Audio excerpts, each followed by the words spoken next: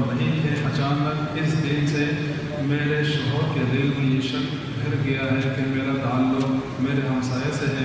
خدا جانتا ہے کہ ایسا کچھ نہیں، اور انہوں نے کچھ دیکھا بھی نہیں، پھر وہ یہ ماننے کو تیار نہیں۔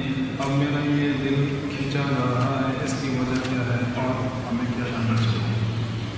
ابھی دیکھیں، یہ ایک بڑا زبردست سوال ہے، اور بہت سارے گھر جو ہیں اس طرح برباد ہو جاتے ہیں۔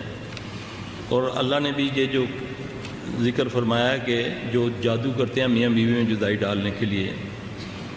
اب میں آپ کو ایک نقطہ سمجھانے لگا ہوں، آپ مجھے یہ بتائیں کہ قتل بڑا گناہ ہے یا زنا؟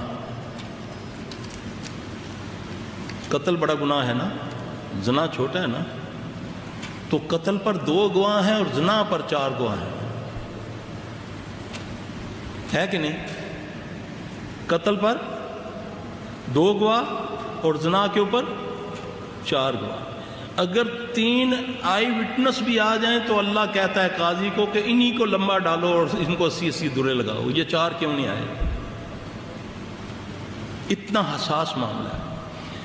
اب بعض اوقات گھروں میں یہ بھی ہوتا ہے کہ بیوی ماشاءاللہ بڑی نیک، ساری دنیا اس کی شہادت دیتی ہے، خاوند قسمیں اٹھاتا ہے کہ میں جب آیا ہوں تو وہ لڑکا بھاگ کر گیا۔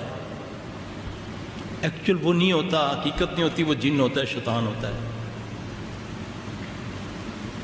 ایسا نہیں ہوتا، جنات ایسا کرتے ہیں۔ جب جادو ہوتا ہے نا میاں بیوی میں جدائی ڈالنے کے لیے، یا جن کسی عورت کے اوپر نظر رکھ لیتا ہے، جس کو جن کی نظر کہتے ہیں، تو اس کی کوشش، اگر وہ شادی شدہ ہوتا ہے تو کوشش اس کی یہ ہوتی ہے کہ کسی طریقے سے اس کو طلاق دلوائی جائے، اور اگر وہ غیر شادی شدہ ہوتا ہے، عمریں بڑھ جاتی ہیں، پھر ان کی شادیاں نہیں ہوتی، چاہے وہ لڑکا ہے یا لڑکی ہے۔ اس کو بھی یہ جو معالجین جو ہیں پیشہ ور، یہ اس کو جادو میں دے دیتے ہیں، حالانکہ یہ جن کی نظر ہوتی ہے۔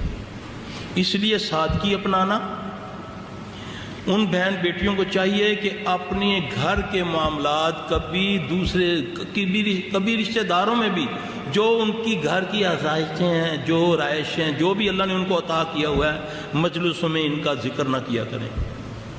اللہ کے نبی صلی اللہ علیہ وسلم نے فرمایا اپنی خوشیاں اور اپنے راز چھپا کے رکھا کرو، اپنی خوشیاں اور اپنے راز چھپایا کرو۔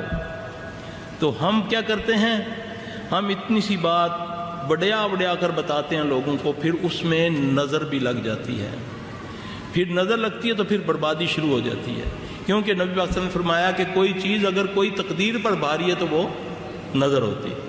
تو اس لیے یہ بڑا اچھا علاج بھی ہے، بدگمانی چھوڑ دو، بدگمانی چھوڑ دو۔ بدگمانی جو ہے یہ تباہی ہے۔ بدگمانی جو ہے گمان میں کوئی برائی لے آتی ہے، پھر اس کو الذی یوسوس فی صدور الناس من الجنۃ والناس، یہ لوگ جو کہتے ہیں نا یہ نفسیاتی مریض ہے، اسلام نفسیات کو نہیں مانتا۔ نفسیاتی مریض کیا ہے؟ یا وسوسہ ڈالتا ہے جن یا انسان ڈالتا ہے۔ ایک بندہ، اس کو میں نے بول دیا یار تینوں جن چمڑے آیا، یہ میں انسان تھا، میں نے اس کو وسوسہ ڈال دیا کہ اس کو اب تجھے یہ بھی ہوتا ہے نا، یہ بھی ہوتا ہے، وہ کہے گا ہاں جی مجھے۔ اب میں نے وسوسہ ڈالا، اب جو اس کے ساتھ جن ہے، شیطان ہے، وہ اس وسوسے کو اور زیادہ کرنے لگا کہ ہاں ایک مرتبہ میرے ساتھ ایسا ہوا ہے، ایک مرتبہ ایسا ہوا ہے، ایک مرتبہ ایسا ہوا ہے۔ یہ پھر اس کو کہتے ہیں الذی یوسوس فی صدور الناس من الجنۃ والناس۔ اس کا علاج بدگمانی چھوڑ دو کسی کو، اس کا علاج بدگمانی نہ کرو کسی کو، سوء ظن نہ رکھو، حسن ظن رکھو۔ سوء ظن رکھو گے نفاق پیدا ہوگا، پھر بندہ منافق ہو جاتا ہے، پھر حسد آتا ہے۔ یہ بیماریاں تمہیں بچانے کے لیے اللہ تعالیٰ نے یہ سارے نسخے بتائے ہیں۔ انشاءاللہ العزیز ان چیزوں پر عمل کریں۔ اگر کسی پر کوئی بدگمانی آ بھی رہی ہے تو آپ اس کو جھٹکیں، انشاءاللہ اسی طرح ہو جائے۔ اب دیکھیں نا، ایک آدمی نماز پڑھنے کھڑا ہوا، اس کو ایک پرانی بات ایک ذہن میں آ گئی بیوی کی کہ اس نے فلاں وقت میں اپنے باپ کے سامنے مجھے گالی دی تھی۔ اب اس بات کو گزرے ہوئے بھی 20 سال ہو گئے ہیں، آج تھوڑی سی بات ہوئی ہے تو میں نماز میں آیا ہوں تو ایک دم میرے دماغ میں آنا شروع ہوئی، فلم چلنی شروع ہوئی پرانی۔ یہ وسوسے ڈالتا ہے، اس کا نام بتایا نبی صلی اللہ علیہ وسلم نے، جو نماز میں جن شیطان وسوسہ ڈالتا ہے اس کا نام بتایا، وہ خنزب ہے، خنزب رہنمائی کی ہے رسول اللہ صلی اللہ علیہ وسلم نے۔ یہ علیحدہ بات ہماری بد نصیبی ہے کہ ہم نے نبی صلی اللہ علیہ وسلم کو چھوڑا ہوا ہے، ورنہ اگر ہم نے صحیح نبی کو فالو کیا ہو تو ہمارے یہ معاملات اللہ کے یہاں سدھار دے گا۔ میرا خواب میں وہ بھائی کو بدگمانی نہیں کرنی چاہیے، انشاءاللہ اللہ کے فضل سے اس کی بیوی پاک ہے، انشاءاللہ العزیز کوئی مسئلہ نہیں ہے۔